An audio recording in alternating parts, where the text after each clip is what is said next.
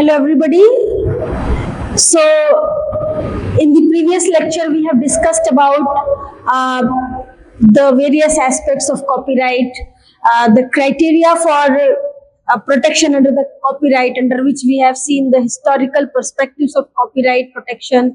We have also seen the various criteria such as origin, originality, and the various other aspects like fixation and the term for a copyright protection. Now we will see the rest of the remaining aspects which we must understand while we are discussing the topic of copyright protection. So friends, here what are the works which can be protected under the copyright? So as per section 2(o) of the Indian Copyright Act, all the literary work. In the previous lecture also I have discussed with you all that literary works not only includes the books, poems, story books or textbooks, but it also includes the computer program. Then according to section 2(c), all the artistic work includes paintings and making of sculptures and handicraft products. So all this comes under the artistic work. Section 2(h) says that the dramatic work are also a subject matter of the copyright protection. The various dramas played, performed on the stage are also a copyright protection work. Then the musical work, under the musical work, again there are different categories which can be covered. The lyrics can be copyrighted, the music, the composing, and the song itself, and the instruments which are played in a particular music. So all there are different categories, and each and every categories are protected under the copyright protection for a different tenure. Then the sound recording works, as we all know that whatever performance is being done in case of drama or in case of musical work, okay, or in case of cinemas, video shoot. So all these are to be protected. All these are available in the form of evidence through sound recording. So the sound recording is also a subject matter of copyright protection under section 2(10). Then cinematographic film, whatever cinemas, movies, Bollywood, Hollywood, Tollywood, all these movies are protected under the Copyright Act. Now friends, section 2(d) says that in case of copyright, the copyright holder is known as author. So here author does not mean only the person who has written any book or a poem is an author, but author as per the meaning, as per the definition of Copyright Act, for different works, here we can see is for literary and dramatic work, who is the author? The person who writes the particular literature, or the person who performs the drama. In case of dramatic work, that person is known as the author.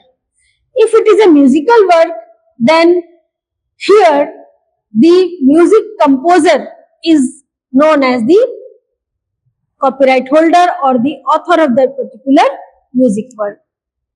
Then for artistic work other than photograph, the artist, the person who is involved in making any idol or making any sculpture or any other such type of thing except other than the photograph, that person is known as the author.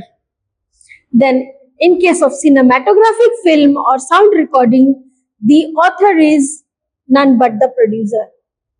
Similarly, in case of literary, dramatic, musical or artistic work which is computer generated, so if it is a computer generated work, then in that case, the person who causes the work to be created, that person is the author of that particular work.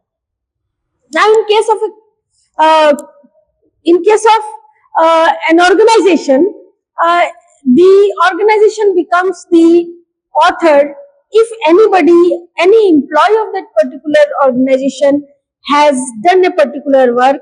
Then in that situation, uh, the copyright lies with the owner of that particular organization, or you can say the uh, employer of that particular organization is known to be the author in case of the organization. So friends, till here it is clear? Okay, now we will proceed to the next slide. Now, what kinds of rights are granted to the copyrighted work? So broadly, there is classification of two kinds of right. One is the economic right under section 14 and moral rights under section 57.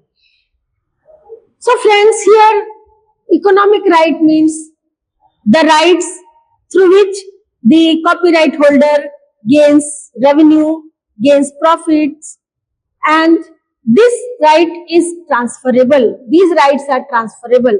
These rights can also be assigned by the copyright holder or the owner for a sum of money, or you can say in other words for a royalty depending upon the proposed usage of that particular work. So this is the economic right which is granted to the copyright holder, and the second type of right which the copyright holder gets, that is known as the moral right under section 57. So these rights are not transferable and they remain with the original creator. So these are the two rights which are granted to the copyright holder, or in other words to the author of that particular work. Now this is the scope for economic rights.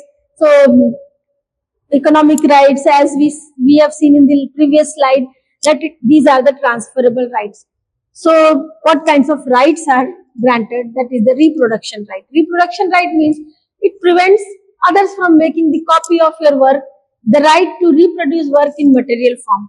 So here the copyright holder can transfer this particular right, reproduction right, to another person by charging a sum of money, and this particular right gives authority to the other person, to the third person, for making n number of copies as per the agreement, as per the mutual understanding of the author and that particular third person. That is known as the reproduction right, means making as number of copies as the author wants or desires. Then distribution right. Distribution right means distributing that particular right to the interested parties or to the public, to the masses, or in other words we can call it as selling of that particular right with or without any consideration. So dissemination of physical copies of the work, it means you are distributing, you are sharing with that particular work, sharing the particular work by through n number of copies to the public, and or by way of right of rental. You are giving your work to use to some other party for a particular rent. Then third is right to create derivative works. Derivative work means creating something, some secondary work or derived work based on some original work. So it includes adaptations, translations, compilations, cinema. So derivative works like which is done in sound recording and cinematographic film, those are known as the derivative work. So here adaptation, as you all know, means changing the form of that particular work. Means a particular work, if somebody has written a book, then that particular story can be shared with the public in the form of a movie or in the form of a particular TV serial. So that is known as adaptation. Translation means when a particular work is translated, when a particular work is done in a particular language, then it can be translated into other languages so that that piece of work can be distributed to large number of public. Compilations, this is in case of the copyrighted computer work, computer program, or the digital work. Like suppose if I'm making this is a slide, if I'm making a slide, then I want to make a slide on a particular topic. So what I will do, I will collect information from internet, from books, from here, there, so many places, and then I will arrange that particular information as per my need, as per as per my syllabus. So whatever is the relevant and required material, that I will take from that, and I will arrange in a systematic manner so that it can be transferred to my students in a understandable and simple way. So that is called as the compilation work. Then another important economic right is right to communication to the public. So it gives the right to communicate a particular work to the public anytime. Like for example, if somebody has created a dramatic work, a drama, then that person gets the right to perform that drama anytime, in any place, in any among different audiences. The same is with the musical work, and same with the case with the concerts and other kinds of work. So it gives the right to the holder, the right to communicate to the public. And the right of public performance, this is also a very important right, like work which are to be performed on the stage or performed among the public, like as I told you, work like concert, or you can say drama, skit. Okay, so any kind of talent show.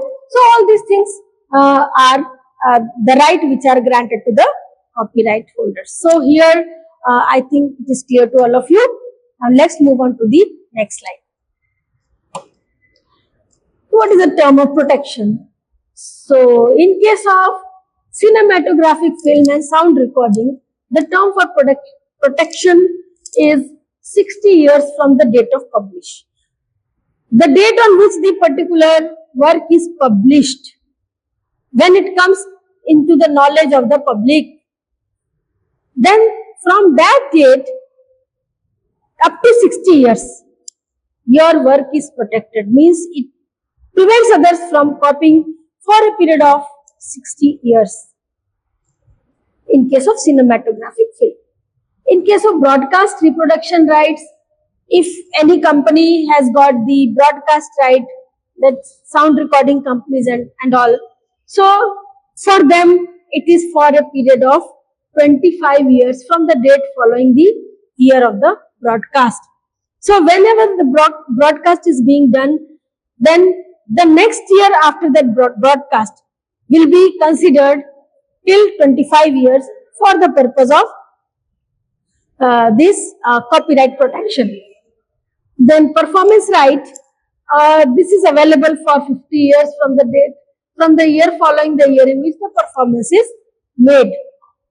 So these are the various tenure, and as I told you, for the literary and artistic work and musical work, it is for life of the author plus 60 years, which is the highest and longest period which is granted for the copyright holder.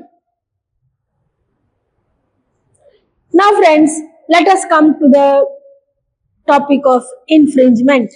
Let us see what is infringement. So as per the Copyright Act 1957, Section 51, infringement means exercising rights of the copyright owner. If the rights which are granted to the copyright holder Some rights are granted to the copyright holder, and it means that the copyright holder can get the exclusive right over that particular work. The copyright holder can prevent others from using the work. Now, if that work is used, exercised by the other person who has not got such kind of right, that will amount to infringement. So, this infringement may be with respect to making, distributing, exhibiting, importing, infringing copies of the work. It can be in any form. So, in other words, we can say that the infringement means unauthorized use of the copyrighted work for making profits.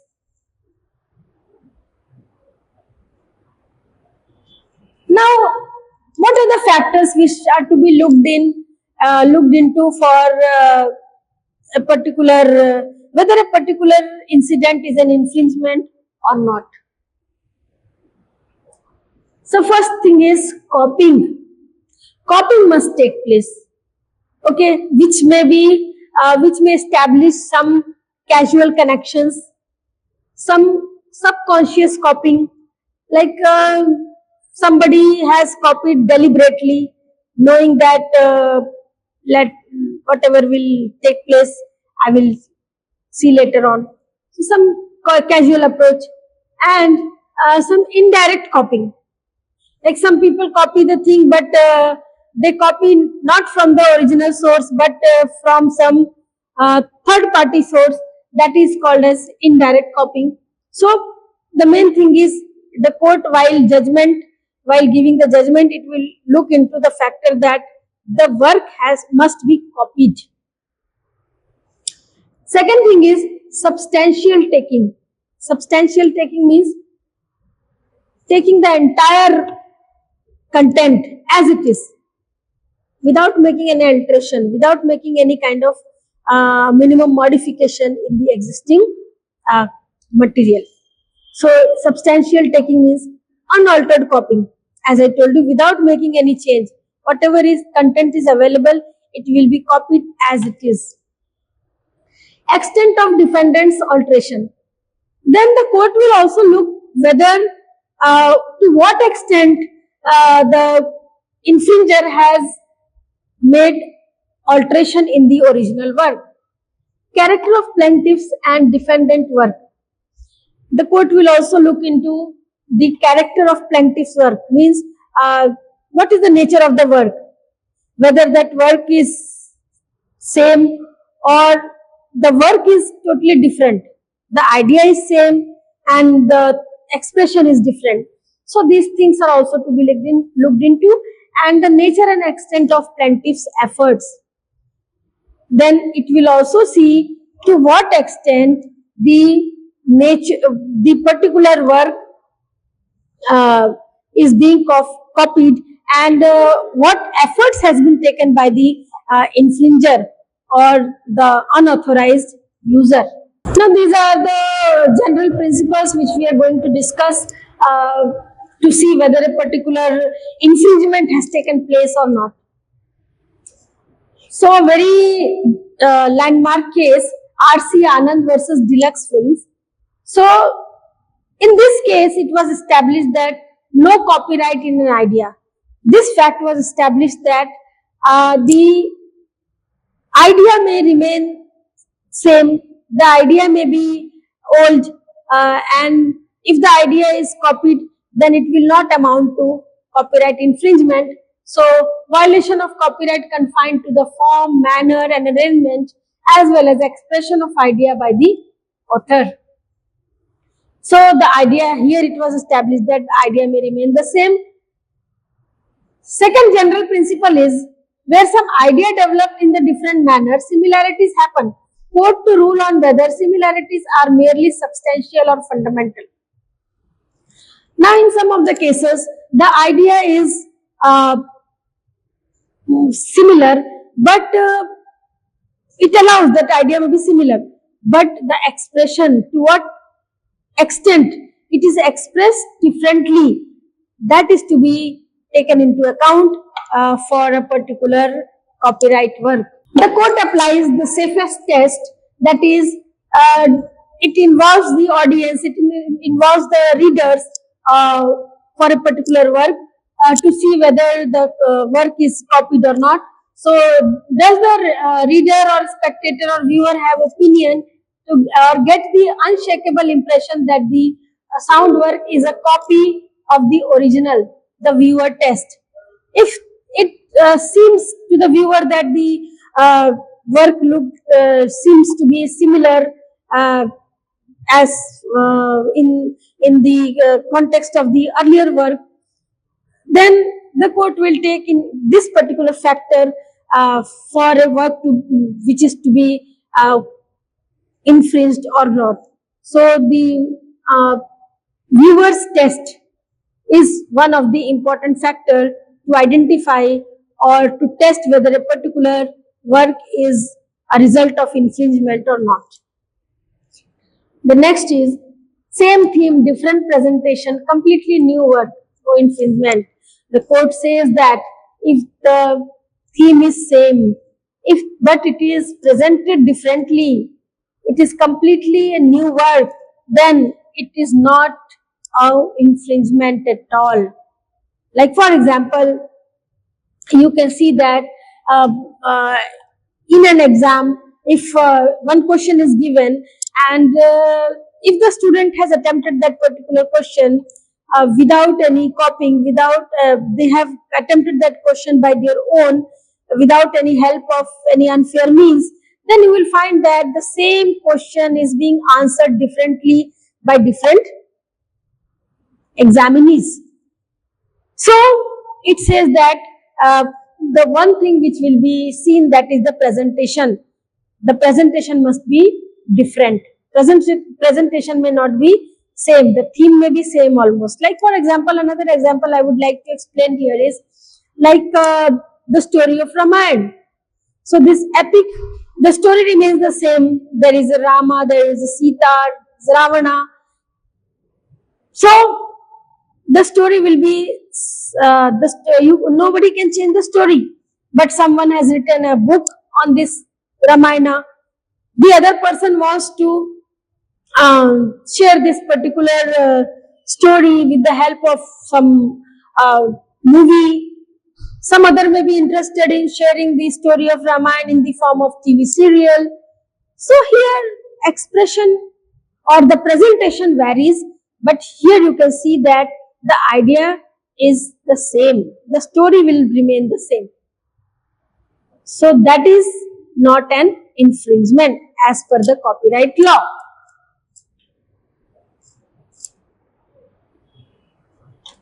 The next, where there are only incidental similarities, there is no copyright infringement.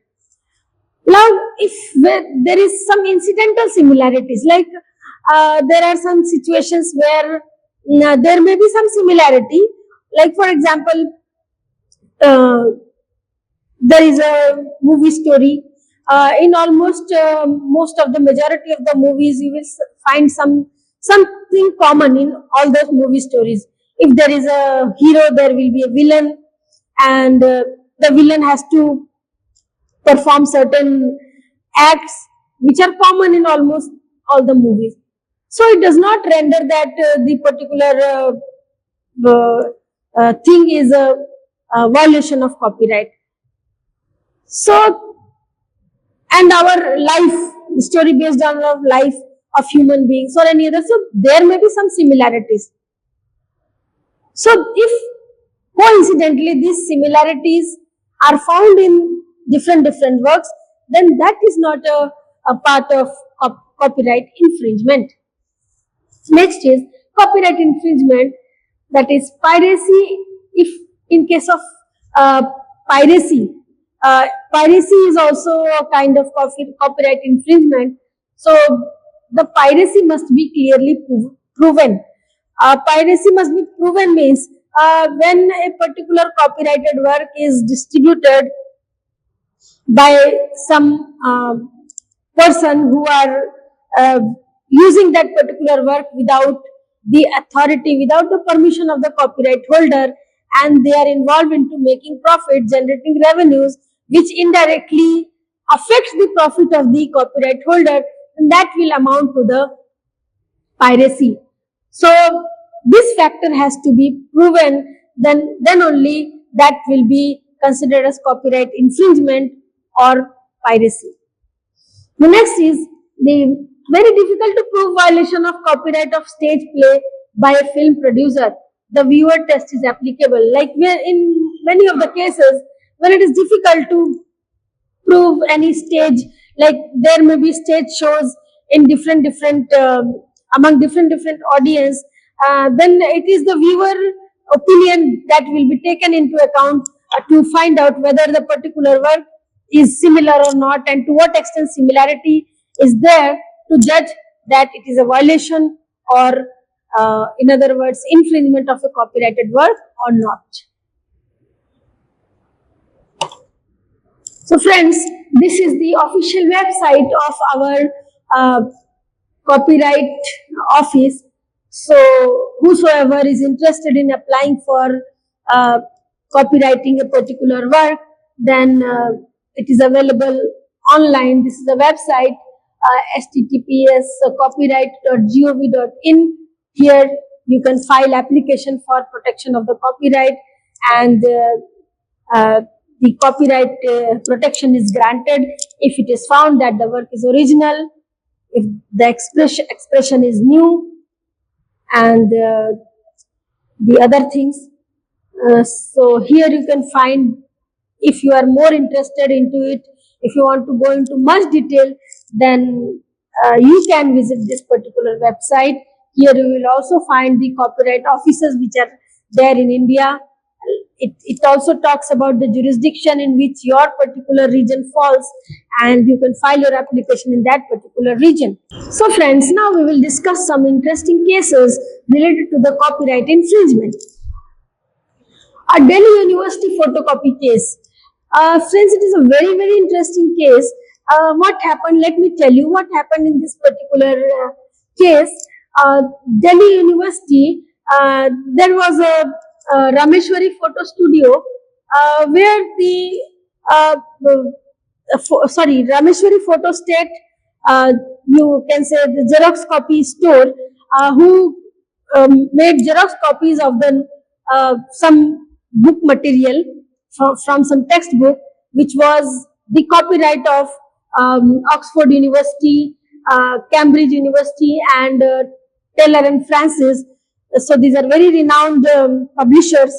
So their copy was, their work was for xeroxed or photocopied and distributed to the students for the purpose of study. Now, when it came to the knowledge of the owners, copyright holders, they filed a case against the infringer in the Delhi High Court. So they said that their work is being copied, and under the court analyzed that the legality of copying extracts from books, section 52 of the Indian Copyright Act provides that using, reproducing, distributing parts of the copyrightable work without making payments to the copyright holder can be permissible. This is the essence of fair dealing. So the copyright was not considered as violation, and it was the court upstood that there is a copyright, no violation of copyright protection.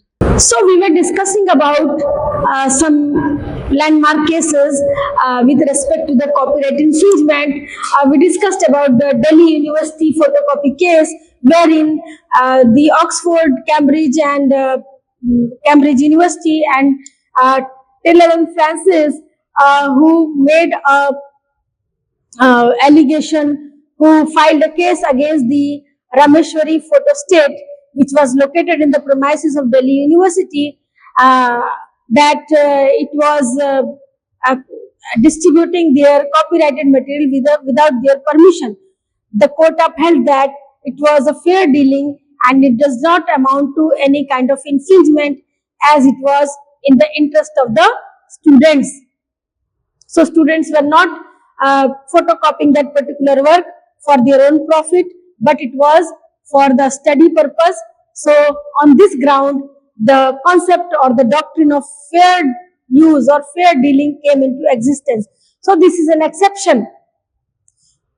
With this particular case, landmark case, the concept of fair deal came into existence, wherein work like any copying material for the purpose of promoting education, for the purpose of research, for the purpose of news, press news, and for the purpose of personal use. If any content is copied, then that will not amount to copyright infringement. The court will see only one thing, that the user is not interested in making any profit out of that particular work, but it is only for the purpose of some genuine reason, for the purpose of personal use or for any other use such as research, news, or any such kind of reason. So this is the important case. So as I told you, the doctrine of fair use came into existence after this particular case.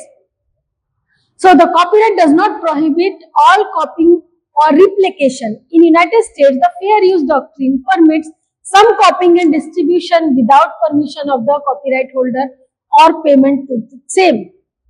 So US allows, in US, the copying of certain amount is allowed, some percentage is allowed. The statute does not clearly define fair use, but instead gives 4 non-exclusive factors to consider in a fair use analysis.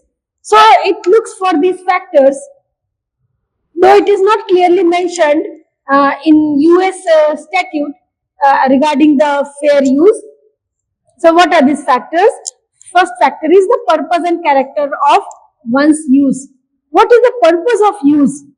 If anybody is copying a particular material, like for students, if they are copying a particular content, if they are making photocopy, as we discussed in the Delhi University case, if they are copying a particular material from a particular textbook without the permission of the copyright holder, then it is not a copyright infringement, as it is only for the purpose of education, for the purpose of personal use, maybe for the exams or for preparation of any competitive exam or for the purpose of gaining knowledge, XYZ, whatever may be the reason. The second is the nature of copyrighted work. What is the nature of copyrighted work?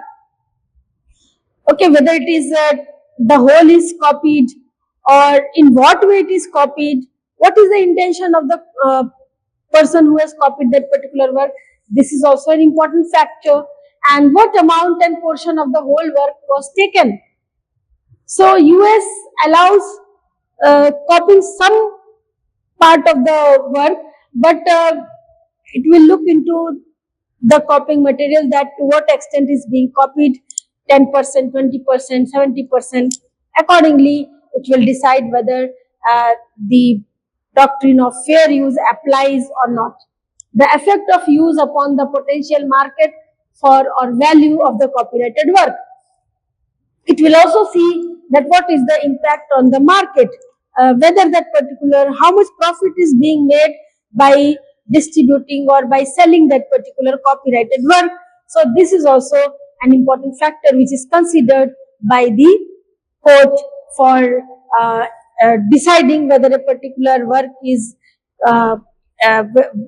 copyrighted work is being infringed or violated or not. Friends, another important case, that is Rogers versus Coons. So this is a case in which Roger filed a case on Coons. So here you can see that these couples are holding some puppies in their hand.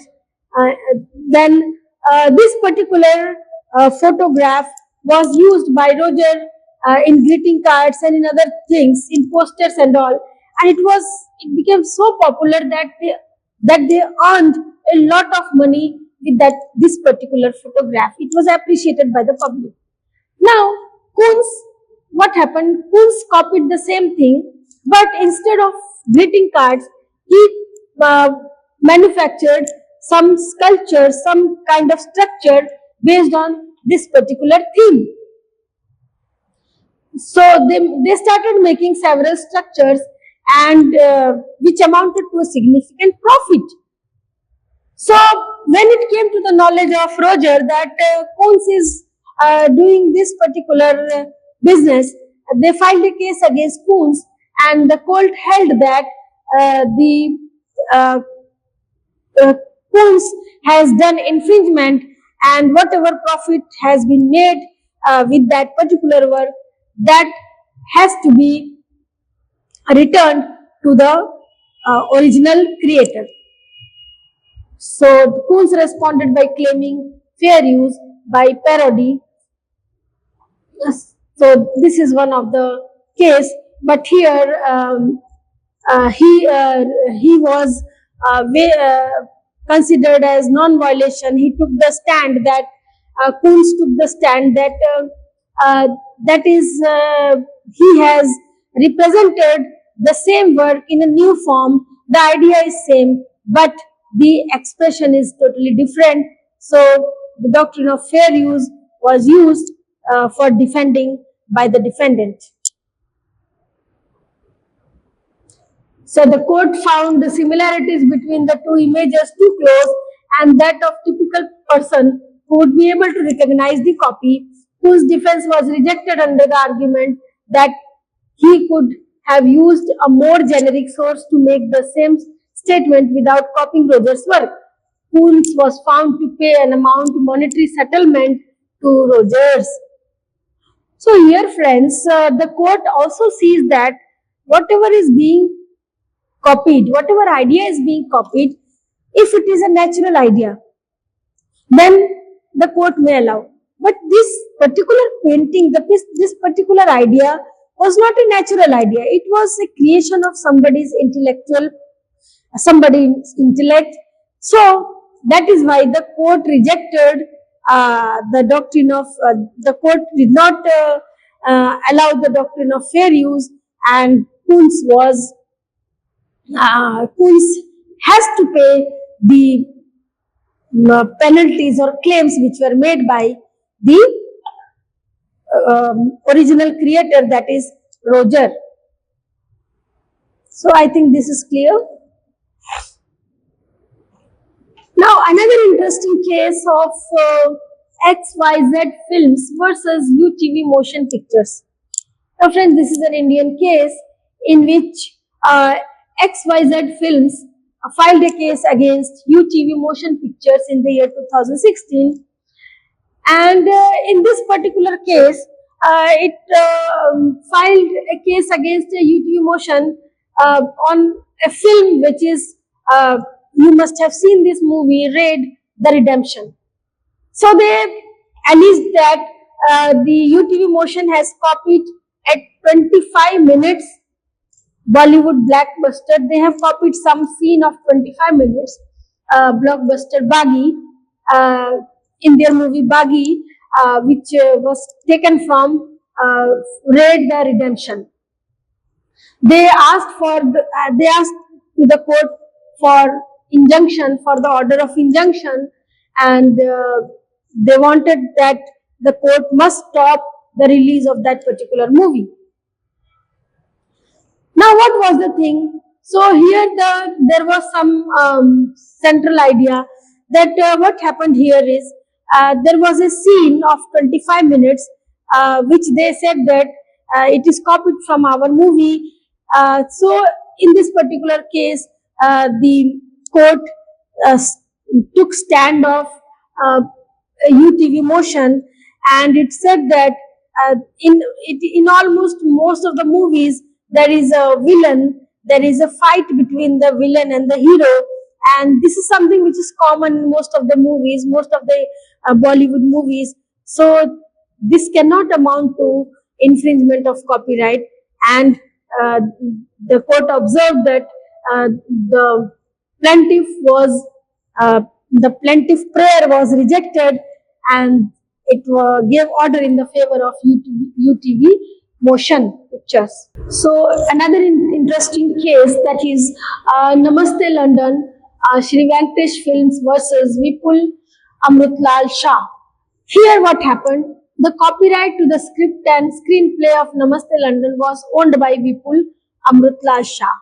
So this particular story was written by or framed by the Venkatesh Vipul Amrutlal Shah. When upon realizing that a Bengali film, Poran Jai Joyla Rai, is a substantial copy of Namaste London, Mr. Shah, being owner of the script, filed an application in Calcutta High Court seeking an order of injunction against the exhibition of Poran Jai Jolia Rai. So, in this particular case, the court upheld that the script cannot be copied by the other party, and it gave judgment in the favor of the plaintiff. So friends, till here I guess it is clear to all of you. Now we will discuss about the remedies which are available in case of infringement of a copyrighted work. So what happens if the copyrighted work is being copied? Means without the authority of the copyright holder, the work is copied, it is distributed in the public, and when it comes to the knowledge of the copyright owner, then what are the remedies, what is the relief which is available to the copyright holder? Now we will see one by one. So broadly, there are three kinds of remedies which are available to the copyright infringement. First is the civil remedy, the criminal remedy, and third one is the administrative remedies. Civil remedies includes injunction, damages, accounts of profits and costs. What is injunction? Injunction means if the court gives order to stop the other party from doing a particular thing which has caused loss, which has caused some issue to the particular copyright holder, that is called as injunction. In other words, we call it as stay. Second is the damages. Damage is nothing but it is the monetary compensation. Wherever the injunction is not granted, then there are certain cases where the court can order for damages. It is the monetary award which is given to the victim when the copyright infringer has made some unauthorized profits. Then accounts of profits. See, damages includes many kinds of damages. You must have heard about ordinary damages, exemplary damages, vindictive damages. There are so many damages. So accounts for profit means whatever profit is being made, that has to be reimbursed, or that profit has to be refunded to the original copyright holder or the creator of that particular work whose rights are being misused by the infringer. And the cost, whatever cost has caused to the copyright owner, that cost has to be that cost has to be borne by the particular infringer. So these are the various civil remedies which are available in case of the copyright infringement. Infringement, this we have discussed. So only effective remedy. So there is no money is involved. The court has to wait to damage to plaintiff if the injunction is not granted, as opposed to the damage to the defending if it is. Interlocutory injunction is preferred method for preventing infringement, sometimes an ex parte injunction. What is interlocutory injunction? Interlocutory means in between, without coming to the final judgment, in between or interim injunction is granted for some instant relief, that is called as interlocutory injunction, and it is provided for some immediate relief because the final judgment needs so many factors to be considered, to be taken into account. So it is granted in between the court case. The second kind of remedies is called as the criminal remedies. So in case of criminal remedies, mostly either the defendant can be granted, the defendant can be punished by way of penalty or fine, or maybe by imprisonment for a certain period of time, depending upon the case, and maybe with fine and imprisonment both for a particular period of time. So it can be cognizable offences, then it can amount to imprisonment up to a period of 3 years, then a fine up to 2 lakhs. So these are the criminal remedies, or it can also amount to imprisonment and fine if it has caused a very heavy loss to the copyright holder.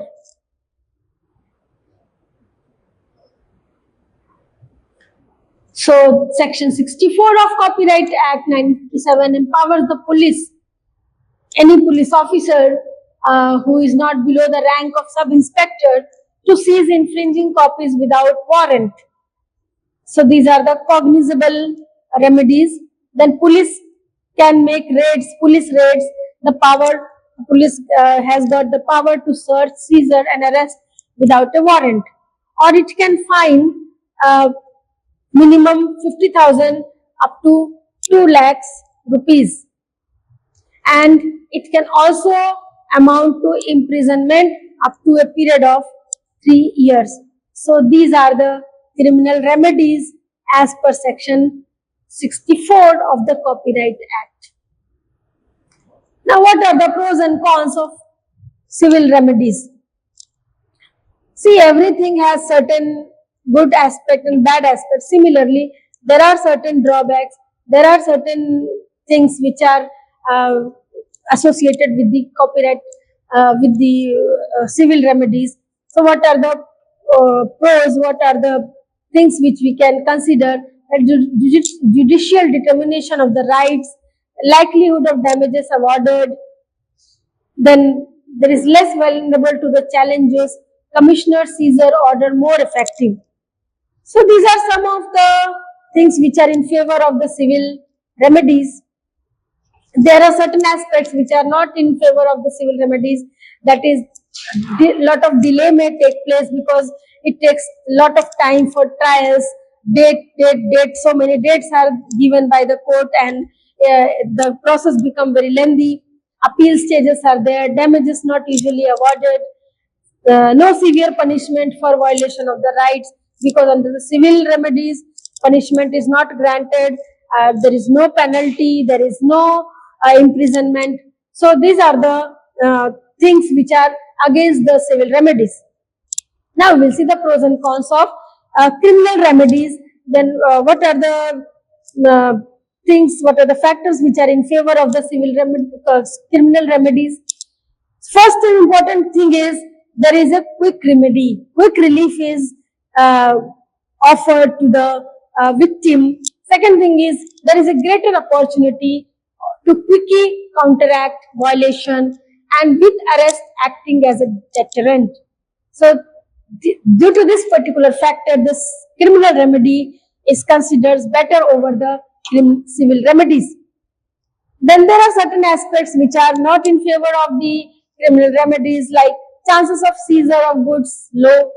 In most of the cases, the police officer does not seize the goods, does not seize the copyrighted work, and difficulty in coordinating with the police. So due to lack of time, paucity of time, and many other factors, it is very difficult to coordinate with the police officer. So here I've come to the conclusion that the copyright as far as the copyright infringement is concerned, it requires a complete overhauling of the copyright offices, because the copyright offices are not functioning as it has to function. At present, most copyrightable work are not registered due to lack of awareness. As you know that these intellectual property rights laws are at infant stage in our country, so that is why many people, those who are having their uh, creative work, but without due to lack of knowledge, due to lack of awareness, they are not getting their work registered. Even copyright registrations where the traditional examination and opposition procedures are not followed take time, sometimes even 3 years to get registered. So the process is very time consuming, it is a very costly affair. So that may be one of the reasons that people are not getting attracted towards the protection of copyright. For biotech industry, a vibrant and robust copyright registration regime is necessary. So in case of biotech industry, we don't have a foolproof registration system, so that has to be improved upon, and it has to be modified as per the need of the art. Clarity would be difficult to establish. So friends, this is all about the copyright protection and the infringement if the copyright law is violated, and we have also discussed what are the remedies which are available to the copyright infringer, a copyright holder, if it is violated. So the other aspects are such as the powers of the copyright board, copyright officers, copyright societies. This we will discuss in our upcoming lecture. So thank you very much. Have a nice day.